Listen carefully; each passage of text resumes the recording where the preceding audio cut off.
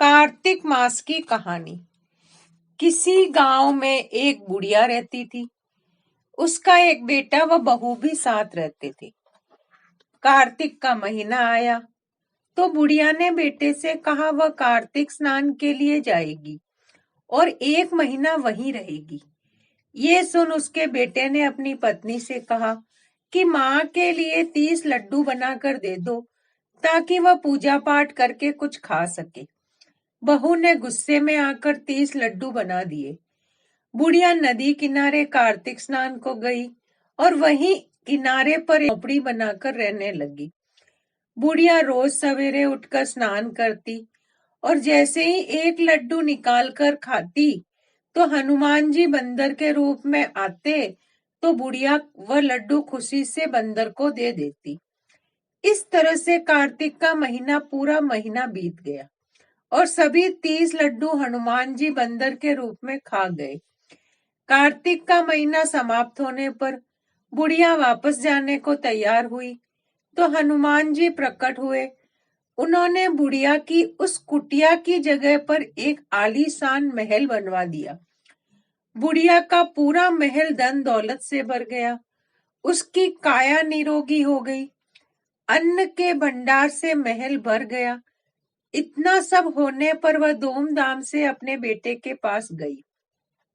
बुढ़िया को इतना धनी देखकर उसकी बहू ने मन में कहा कि अगले कार्तिक मैं भी अपनी माँ को कार्तिक स्नान के लिए भेजूंगी। और अगले कार्तिक मास आने पर उसने अपनी माँ को कार्तिक स्नान के लिए कहा। पूरे 30 लड्डू घी व बहुत सा मेवा डालकर अपनी माँ के साथ बनाकर दिए।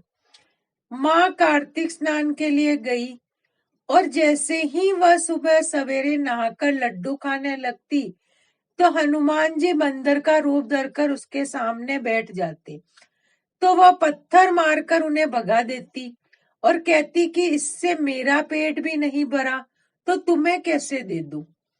उसका रोज का यही क्रम 30 दिन तक चलता रहा। कार्तिक का महीना समाप्त हुआ तो हनुमान जी फिर प्रकट हुए। उन्होंने बहू की माँ की कुटिया को कूड़े कचरे में बदल दिया और माँ को डुक्कर बना दिया। कार्तिक महीना समाप्त होने पर बहू ने भी अपने पति से कहा कि कार्तिक का महीना खत्म हो गया है, आप मेरी माँ को गाजे बाजे के साथ लेकर आओ। लड़का अपनी सास को गाजे बाजे के साथ लेने गया तो वहां देखता है कि कुटिया की जगह कूड़े का ढेर लगा है।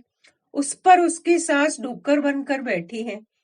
लड़के को देख हनुमान जी प्रकट हुए और बोले कि बेटा, तुम्हारी माँ ने सच्चे मन से कार्तिक का स्नान किया है और पूजा पाठ किया है, इसलिए ही तुम्हारी माँ पर कार्तिक देवता का आशीर्वाद बरसा था। लेकिन तुम्हारी सास ने पापी मन से यह कार्य किया है और कार्तिक महीने में बेटी के घर का अनाज खाया है, इसलिए कार्तिक देवता इससे नाराज हुए जिससे ये डुक्कर बन गई है। कहानी के बाद हाथ जोड़कर यह कहे कि हे कार्तिक देवता, जैसे आप लड़के की माँ पर बरसे वैसे आप सभी पर बरसना। राधे राधे।